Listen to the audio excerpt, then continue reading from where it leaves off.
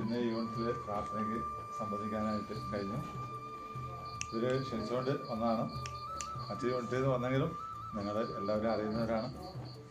എങ്കിലും ഈ അവസരത്തിൽ അച്ഛൻ വളരെ മനോഹരമായിട്ട് വളരെ സ്നേഹത്തോടെ പുസ്തകം പറയുമ്പോൾ നമ്മുടെ ഹൃദയം ഇങ്ങനെ ജ്വലിക്കുന്നുണ്ടായിരുന്നു. സത്യത്തിൽ എന്താണ് ജൂബിലി എന്നും എന്താണ് അതിൻ്റെ പ്രാധാന്യമെന്നും അച്ഛൻ വളരെ സോഫ്റ്റായിട്ട് കൃത്യമായിട്ട് നമ്മുടെ മനസ്സിലേക്ക് പറഞ്ഞു തന്നു. പിന്നെ അത് പാലിച്ചാൽ മാത്രം മതി. അതിനെക്കുറിച്ച് കൂടുതലൊന്നും പറയാനില്ല. ഞാൻ ചെറിയൊരു കഥ മാത്രം പറയാം. ചെറിയൊരു കഥ ഇതാണ്, സാമൂഹികപരമായിട്ട് കഥ. പണ്ട് ഇങ്ങനെ അക്ബറിൻ്റെ കൊട്ടാരമുണ്ടല്ലോ, അക്ബർ ചക്രവർത്തിൻ്റെ കൊട്ടാരത്തിൽ ബീർബൽ എന്നൊരു വിദൂഷകനുണ്ടായിരുന്നു, ഒരു മന്ത്രി ഉണ്ടായിരുന്നു. അപ്പോൾ ഇങ്ങനെ രാജ്യം ഇങ്ങനെ നല്ല പുരോഗതിയിൽ തന്നെ മുന്നോട്ട് പോകുമ്പോൾ വിവിധ പണ്ഡിതന്മാർ രാജ്യത്തേക്ക് വരും. ഒരു പണ്ഡിതൻ ഇങ്ങനെ രാജ്യത്ത് വന്നിട്ട് ചോദിക്കുകയാണ്, നിങ്ങളുടെ രാജ്യത്ത് ഏറ്റവും നല്ല അറിവുള്ള മനുഷ്യനുണ്ടോ? അയാളെ ഞാൻ തോൽപ്പിക്കാം. എന്നെ തോൽപ്പിച്ച ഒരാൾ പോലും ലോകത്തിലില്ല. എൻ്റെ ചോദ്യങ്ങൾക്ക് ഉത്തരം പറയാൻ ഒരു മനുഷ്യനും കഴിഞ്ഞിട്ടില്ല എന്ന് പറഞ്ഞുകൊണ്ട് അദ്ദേഹം വെല്ലുവിളിച്ചു. അപ്പോൾ രാജാവിന് നല്ല ഉറപ്പുണ്ട് ബീർബലിന് എല്ലാ ചോദ്യത്തിനും ഉത്തരം പറയാനായിട്ട് പറ്റും. അങ്ങനെ മന്ത്രിയെ വിളിച്ചു. അപ്പോൾ ഈ പണ്ഡിതൻ ചോദിച്ചു, എളുപ്പമുള്ള 100 ചോദ്യങ്ങൾ ചോദിക്കണം, വളരെ ബുദ്ധിമുട്ടുള്ള ഒരു ചോദ്യം ചോദിക്കണമെന്ന് ചോദിച്ചു. അപ്പോൾ ബീർബൽ പറഞ്ഞു, വളരെ ബുദ്ധിമുട്ടുള്ള ഒരു ചോദ്യം മാത്രം ചോദിച്ചു, എന്നുവെച്ചാൽ കൂടുതൽ ചോദ്യങ്ങൾ ആവശ്യമില്ല. അങ്ങനെ അവസാനം ഒരു ചോദ്യം ചോദിച്ചു. ആ ചോദ്യം ഇതാണ്, കോഴിയാണോ മുട്ടയാണോ വലുത് ആദ്യം ഉണ്ടായത്? കോഴിയാണോ മുട്ടയാണോ ആദ്യം ഉണ്ടായതെന്ന് ചോദിച്ചു. ബീർബൽ ഉത്തരം പറഞ്ഞു, കോഴിയാണ് ആദ്യം ഉണ്ടായതെന്ന് പറഞ്ഞു. അപ്പോൾ ഈ പണ്ഡിതൻ വീണ്ടും ചോദിച്ചു, ഇതെങ്ങനെ ഇത്ര വേഗം ഇത്ര കൃത്യമായിട്ട് ഉത്തരം പറയുന്നതെന്ന് ചോദിച്ചു. അപ്പോൾ ബീർബൽ പറഞ്ഞു, ഒരു ചോദ്യം മാത്രം ചോദിക്കാനേ നിങ്ങൾക്ക് അവകാശമുള്ളൂ, അതുകൊണ്ട് ഈ മത്സരത്തിൽ ഞാൻ ജയിച്ചു എന്ന് പറഞ്ഞു. അപ്പോൾ ഒരു ചോദ്യം നിങ്ങളോട് ചോദിക്കാൻ, എന്തുകൊണ്ടാണ് നിങ്ങൾ ഈശോയിൽ വിശ്വസിക്കുന്നത്? അതിന് ഉത്തരം നിങ്ങൾക്ക് പറയാനായിട്ട് പറ്റണം. യേശുവിൽ വിശ്വസിക്കുന്നത് എന്തുകൊണ്ടാണ്? ഇപ്പോൾ നമ്മുടെ ശാലം തുറന്നു നോക്കിയാൽ, ഇത് നമ്മുടെ ശാലം മാസികയുണ്ട്, മാസിക തുറന്നു നോക്കിയാൽ അതിൻ്റെ അകത്ത് ഒരു മനുഷ്യൻ എഴുതിയിട്ടുണ്ട്, യേശുവിൽ വിശ്വസിക്കുന്നതുകൊണ്ട് എനിക്ക് ലഭിച്ചത് പ്രത്യാശയാണ് എനിക്ക് ലഭിച്ചത്. അതേപോലെ തന്നെ കുടുംബത്തിൽ ഐക്യമാണ് എനിക്ക് ലഭിച്ചത്, അല്ലെങ്കിൽ കുടുംബത്തിൽ വിശുദ്ധി ലഭിച്ചു, സമയക്രമം ലഭിച്ചു. ഈ പ്രദേശത്ത് നിങ്ങൾ നോക്കിയാൽ കാണാം, കുറച്ച് വർഷങ്ങൾക്ക് മുമ്പ്, ഒരു 10-15 വർഷങ്ങൾക്ക് മുമ്പ് ഇവിടെ ഒരൊറ്റ വീടുമില്ല. ആകെ 1-2 വീട് മാത്രമേ ഈ കുന്നിലുണ്ടായിരുന്നു. ഇതൊക്കെ എങ്ങനെ നിങ്ങൾക്കുണ്ടായി? നിങ്ങളുടെ ഒറ്റ കഴിവുകൊണ്ടാണ് ഉണ്ടായത്? അല്ല, ദൈവത്തിലുള്ള വിശ്വാസം കൊണ്ട് നിങ്ങൾ നേടിയെടുത്തതാവാം. അങ്ങനെ എന്ത് തന്നെ സംഭവിച്ചാലും ദൈവത്തിലുള്ള പ്രത്യാശ നമ്മളെ നിരാശരാക്കുന്നില്ല എന്നാണ് ജൂബിലിയുടെ ഏറ്റവും പ്രധാനമായിട്ട് പള്ളിയിൽ എഴുതി വെച്ച സന്ദേശം. അപ്പോൾ ഇങ്ങനെ അച്ഛൻ പറഞ്ഞതിൽ കൂടുതൽ ഒന്നും പറയാനില്ല. നിങ്ങളുടെ ഒരു അവസരം തന്നതിന് നന്ദി പറഞ്ഞുകൊണ്ട് ഞാൻ എൻ്റെ വാക്കുകൾ നിർത്തുന്നു. ജൂബിലി വർഷത്തോടനുബന്ധിച്ച് നമ്മളിന്ന് ഇവിടെ ഒത്തുകൂടുകയാണ്. ഈ അവസരത്തിൽ അച്ഛന് ഏറ്റവും അർത്ഥവത്തായ ഒരു സന്ദേശം നമുക്ക് നൽകുകയുണ്ടായി. അതിൻ്റെ അന്തസത്ത ഇതാണ്, നമ്മളെല്ലാവരും ഐക്യത്തിലും സമാധാനത്തിലും ആയിരിക്കുക. അതായത് നമ്മുടെ കുടുംബങ്ങൾ സന്തോഷവും സമാധാനവും ഉള്ളതാകണം.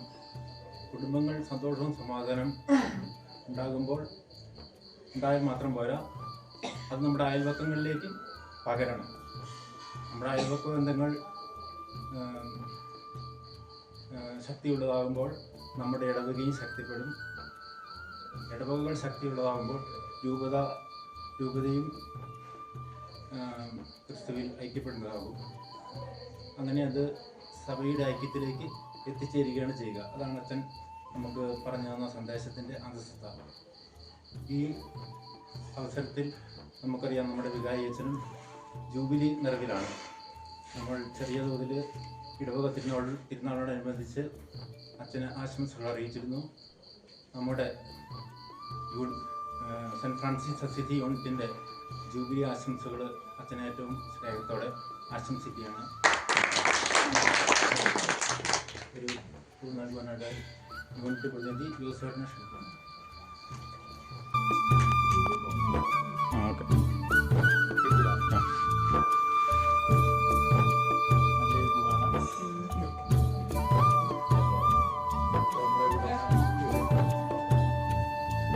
നമുക്കിവിടെ നല്ല സൗകര്യമായിട്ട് ഫോട്ടോ എടുക്കാൻ 3-4 സ്റ്റെപ്പുകളായിട്ടൊക്കെ.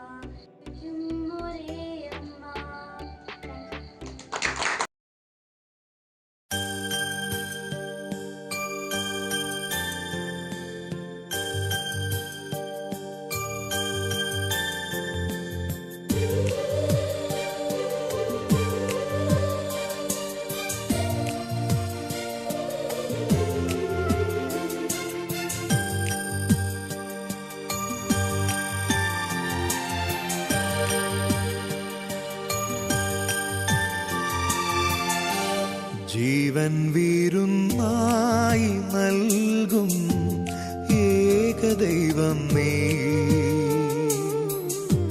ജീവനിലൊന്നായി ചേരും ആത്മബന്ധം നീ, സ്വർഗീയമാം പാഥേയമായി കാരുണ്യത്തിൻ സാഫല്യമായി നിത്യം ഭൂവിൻ ആഹാരമാകുന്നു നീ, ജീവൻ വീരുന്നായി നൽകും ഏകദൈവം നീ, ജീവനിലൊന്നായി ചേരും ആത്മബന്ധം നീ.